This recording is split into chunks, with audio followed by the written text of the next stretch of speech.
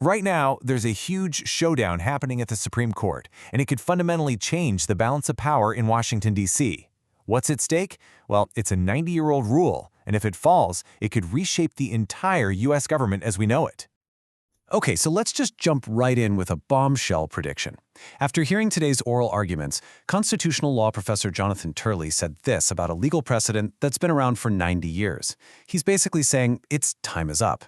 So what on earth is this rule he's talking about? That's really the big question here, right? We're going to break down exactly what this rule is, who it affects, and why this legal fight could send massive ripple effects across the entire government. All right, first things first. Let's dig into the history of this precedent and figure out how it ended up on the chopping block in the first place. So the case at the heart of all this is called Humphrey's Executor. And to get what this is all about, we got to rewind all the way back to 1935, right in the middle of the New Deal. President Franklin D. Roosevelt was creating all these new agencies, but the Supreme Court was kind of pushing back. So when FDR tried to fire a commissioner he'd inherited from the last administration, the court stepped in and said, nope, you can't do that just for political reasons. They ruled he had to have a good reason, what the lawyers call for cause, like actual misconduct. The whole idea was to shield these agencies from political pressure. So, how does a rule from 1935 suddenly become front-page news today? Well, for decades, this precedent just held.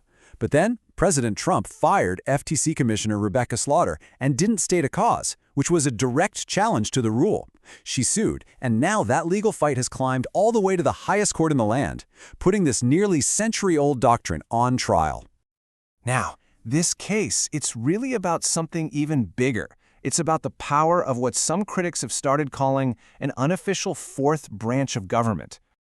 And we're not talking about some obscure little offices here. We're talking about dozens of really powerful groups that set the rules for huge chunks of our economy and our daily lives. You've got the FTC handling antitrust, the FCC regulating communications, the SEC watching over Wall Street, and of course the Federal Reserve, which manages our entire money supply. Jonathan Turley has this really striking way of describing these agencies. He calls them a mythical creature. Why? Because, as he and other critics point out, the Constitution clearly lays out 3 branches of government, not 4. So this all set up where these agencies have executive power but aren't totally under the president's control. Well, in their view, it's just constitutionally weird. And that constitutional weirdness, that's exactly what was clashing at the Supreme Court. It really all boils down to 2 competing visions for how our government is supposed to work. Okay, so the whole debate really comes down to this. On one side, you have the argument for accountability. It goes like this. The president is elected by the people, and the Constitution gives him control of the executive branch, period. But on the other side, you've got the case for stability. The thinking here is that Congress set these agencies up to be independent for a reason, so that expert decisions on complex stuff wouldn't get tossed around with every single election. Justice Brett Kavanaugh really hammered this accountability point home during the hearing.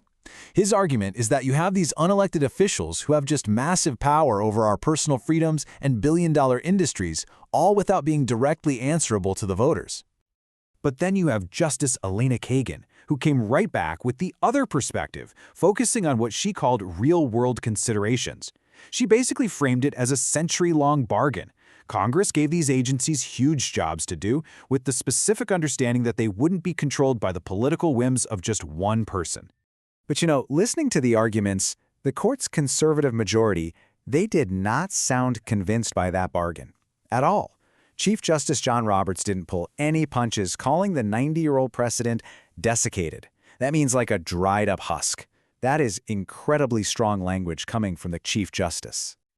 Okay, so why should you care about all this legal back and forth? Well, this isn't just some abstract debate. The decision here could have massive, real-world consequences that affect every single one of us. Let's get into what's really at stake. I mean, if the court actually throws out Humphrey's Executor, a president could suddenly have way more direct control over the economy, the financial markets, and the rules for everything from the internet to Wall Street. It can mean more politics in our regulations, but it could also mean a lot more chaos and less stability for businesses. And it raises a giant question mark over one of the most powerful institutions in the world, the Federal Reserve. Now, the Federal Reserve, that's kind of the elephant in the room. It's so unique that even the president's lawyers suggested it might be a special exception. They called it sui generis, a fancy way of saying it's in a class of its own. Because of its unique history and structure, it's possible it could be treated differently. But honestly, nobody knows for sure. And just look at this number, 14 years. That's how long a Fed governor serves. That term length was specifically designed to protect them from short-term political games and to make sure our economy has long-term stability. This whole case puts that fundamental idea in jeopardy. So at the end of the day, this case is pushing us to zoom out and ask a really fundamental question about what kind of government we have in America. At its core, it's this constant push and pull, right? Do you want democratic efficiency, where the president you elected can actually get their agenda done without being blocked? Or do you want bureaucratic insulation, where experts are shielded from the political fray to make sure things stay stable for the long haul? And make no mistake, the stakes are absolutely massive.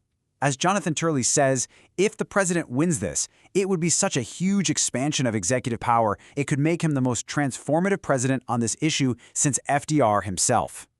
And that really leaves us with this one profound question to think about. Are we a democratic republic that happens to have some bureaucracy, or are we becoming a bureaucracy that just has some elements of a republic? The Supreme Court's answer could define American government for generations to come.